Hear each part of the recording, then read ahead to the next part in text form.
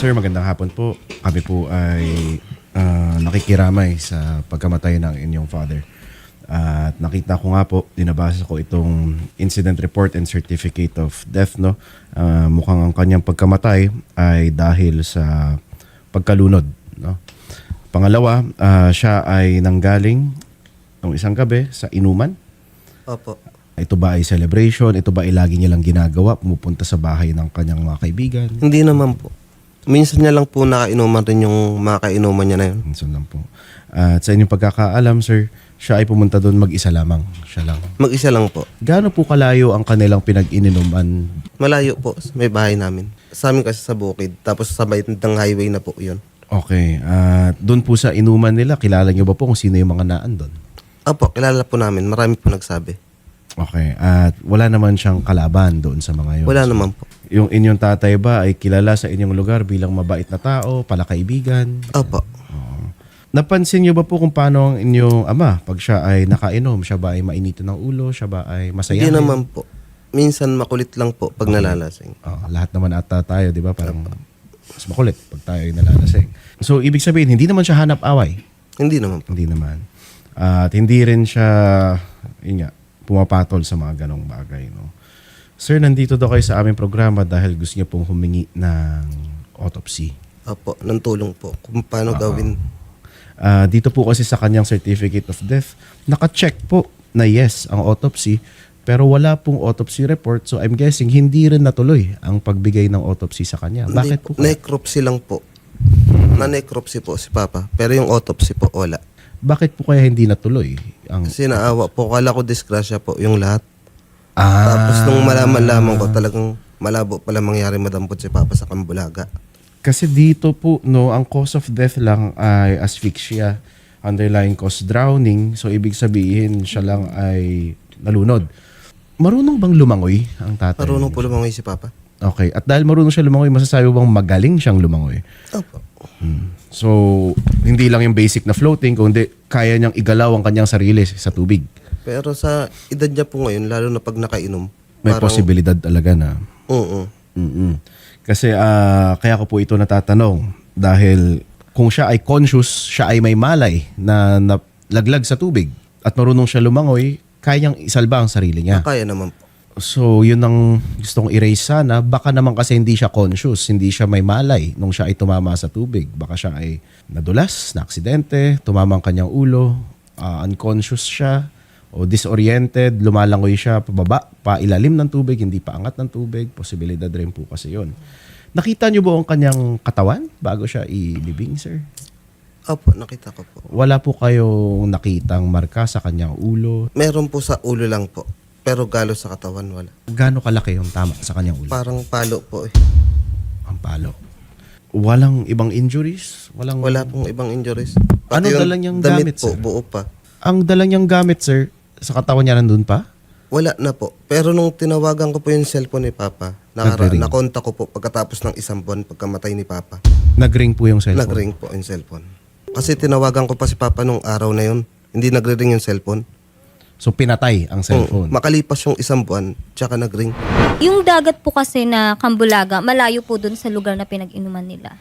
Okay. Tapos yung dagat po yun, na dagat na pinagkitaan ng katawan niya, wala po kaming kakilala dun kahit isang tao. Okay. Ano po yung mga ilog na nakakonekta dun sa dagat na yun, ma'am? Meron bang ilog na malapit sa inyo, konektado doon sa dagat? Maliit na ilog po sa Ruro. Ruro, pero hindi naman po niya tatawirin, dadaanan lang po niya pauwi ng bahay. Tapos yung pinag-inuman po nila, walking distance lang po yun mula sa bahay nila. Tapos parang lalabas lang po siya ng highway, tapos doon po sila nag-inuman. So hindi po ganun kalayo. Unlike po yung sa dagat na pinagkitaan ng katawan niya, malayo po talaga yun. Bale, 2 to 3 kilometers po yung layo. Tapos halos lahat po ng tao na taga doon, nagtataka po na imposibleng makarating yung katawan niya sa dagat. Kasi doon pa lang po sa ilog, marami na daw pong haharang. Pinuntahan din po namin sa Bicol, maliit lang po yung ilog. Hindi makakapagtulak ng katawan ng tao Hindi yung po ilog? ganun kalak. Hindi po siya sapa na talagang Sobrang liit lang po talaga niyang ilog. So ang posibilidad dyan ay siya ay dinala malapit doon sa Ayun po dagat. yung iniisip namin. Tinamaan ang kanyang ulo, kinuha ang kanyang gamit at ginamit yung dagat parang disposal Opo. ng kanyang katawan. And pinagtatakan po namin kasi yung naiano niya po sa pulis, nung na-interview siya, parang ang pumasok po sa utak niya, baka tinangay ng ilog. So yung po yung sinabi niya sa pulis. Bali yung pulis, yun na yung inano sa report. report. Pero hindi po, wala pong investigasyon na nangyari.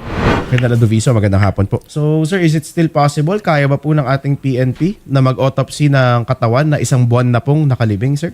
Pwede po natin na i-endorse kung saan na location yan para magkaroon ng forensic examination regarding sa autopsy kung Yes, sir. kailangan ng autopsy. Medyo matagal na at 1 month na pala na living yan. Yes, sir. Yes, sir. Yes, sir. Oo. May challenge na po sa result siguro. However, pwede naman natin yan. I-request pa rin yung fact na mga pangyayari doon. Medyo hindi naman, isang barangay ang distansya na pinangyaringan daw ng inuman doon sa dagat. Yes, sir. And totoo na maliit yung sapa na yon. Yes, sir. However, at that night, ng gabing yon, may swelling yung tubig din kasi may incoming typhoon. Araw ba po ng bagyo to, sir? Yung time of incident na to? Oo, may parating na bagyo. Ang malakas yung maulan ng panahon na yon. So, isang consideration sa investigation kasi yun. Yes, sir. Yes, sir. Tama po kayo. Tinanong natin yan sa forensic, sa mga SOCO na nag-investigate, kung may foul play, kung may wounds siya na possibly sa struggle or ano, wala naman daw silang nakita yung nag-initial nag-investigate. And yung sugat sa ulo, according doon naman sa mga SOCO, yung medico-legal, possibly daw nakuha ng Postmortem. inaano sa ilog yung katawan. Ang nag-trigger sa akin kaya gusto ko rin tignan ulit yung kaso, sir, is yung cellphone eh. Nag-ring po siya ulit a month after namatay, undeceased. Yes, sir. During that time, sir, hindi na tackle yung cellphone kung kasabay talaga sa katawan during that time. Mm-hmm. Hindi na establish. So baka kasama na rin sa investigation natin, sir. If you agree Kung your professional naiwan niya, opinion. dala niya, o naiwan, hindi naman, sir, nasabi doon sa Yes, mga sir. kasama. Isasama natin siguro yun when we further investigate this case. Kasi as far as I know, we have the capacity to trace kung saan ang location ng cellphone. Opo. As long as active ang SIM card. Magkatulog din po yan, yung cellphone na yun, kung sakali man na may mga information tayo gather. Yes, sir. Okay, very helpful information, Colonel Adoviso. Ang sa amin is let's explore every angle na pwede para lang Yes, sir. mabigyan Yes, ng sir. Tama katahimikan ng pamilya ni Sir Jorwin at si Ma'am Merisa tungkol sa pagkamatay ni Sir Nestor Canar. Yun rin pala, ma'am and sir, isa pa pwede natin gawin, ilalapit natin sa DICT if may capacity sila i-trace yung SIM card ng cellphone kung nasaan ang last known location nito. Nasabi nyo, sir, nag-ring siya a month after, Opo, December 4. So, kunin natin yung metadata na yun, kunin natin yung data kung saan na-receive yung tawag na yun. At least may last known location tayo kung saan yung cellphone niya. Diba? Opo. Again, ibig sabihin may nagcha-charge ng phone. Opo. Kasi isang buwan ng bukas eh. Sir, okay lang po ba kung i-share ko yung person of interest namin? Pero hindi po kami sigurado. Yes. Sa last kainuman po kasi, nalaman po namin sa kapitbahay lang nung lugar na pinag-inuman nila, which is tiya po namin, na that night na nawala po yung tiyo ko nung gabi. Hinahanap po sa kanya, pumunta po sa kanya yung asawa nung lalaking yun na last kainuman ng tiyo ko. Hinahanap po niya yung asawa niya kasi magdamag daw pong wala. Yung lalaki pong yun, may kamag-anak po siya na doon nakatira sa Cambulaga. Bulaga. Sa lugar kung saan nakita yung katawan ng tiyo ko. Ngayon po, hindi na po namin makita. Umalis na po doon sa lugar. Ano daw po ang dahilan, ma'am? Hindi po reason. namin alam. Pero doon po sila talaga tumutuloy. Sa Ruro po kasi yon, nag-inuman sila. Doon po sila tumutuloy. Nung bumalik na po to ng Bicol, hindi na po niya mahanap. Ma'am, may alitan ba yung... Wala po. Wala naman. At ito pa po, nung hinahanap po niya, napuntahan niya yung kamag-anak nung asawa, nung lalaki. Nalaman namin na may blatter po, na may pinalo sa ulo. Oh, previously, hindi si Sir Nestor, ibang tao. Ibang tao po. Pinalo niya sa ulo. Opo. Consistent dun sa... Kaya po, medyo nag-ano po kami na may foul play talaga. Yeah, looks like it kasi meron tayong POI, may person of interest tayo, na ginawa na rin to dati. And nakausap ko na din po yung taong yun. May record po ako ng video na habang nakikipag-usap ako sa kanila. Ano po yung nasa video na yun, mami? Describe nyo na lang po sa Mga amin. interview lang po kung ano nangyari, ano po- anong alam nila sa pagkawalan tiyo ko.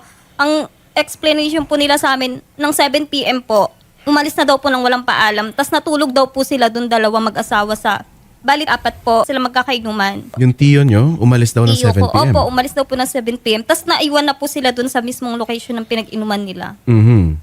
Pero may nagsabi po sa amin na kinung gabi na yon, yung lalaki daw po yun, hinahanap ng asawa dahil magdamag na wala. So, mali na andun siya nung panahon na umalis yung tiyo mo kasi wala kang makahanap sa kanya. Well, if forward po natin yung information sa ating kapulisan, no, maybe we can locate him kung saan siya lumipat, kung mahanap sana natin, kasi may blotter siya, nampalo rin siya ng ulo eh. 'Di ba? Tapos consistent sa injuries na natamo nung namatay na si Nestor Canar. So I'm guessing ganyan talaga ang modus operandi niya. 'Di ba? Kumukuha talaga siya ng gamit ng ibang tao pagkatapos siyang paluin. It makes more sense na ipa-autopsy natin. So ang gagawin na lang natin, sir, no, so we can move forward. Kukuha tayo ng exhumation permit mula sa munisipyo, Municipal Health Office para makuha natin yung katawan, tapos i-refer po natin sa PNP Forensics. Wala nang soft tissue pero baka makita natin may fracture pa sa kanyang skull, no? Kapag makita natin yon, then definitely yung POI natin kailangan makausap ng kapulisan, di ba? Sige, Shari, schedule mo na lang siguro, puntahan na ng staff natin yung municipal Yes, para humingi ng Yes, permits, Sige tapos po. Ayusin forensic ko na. tayo.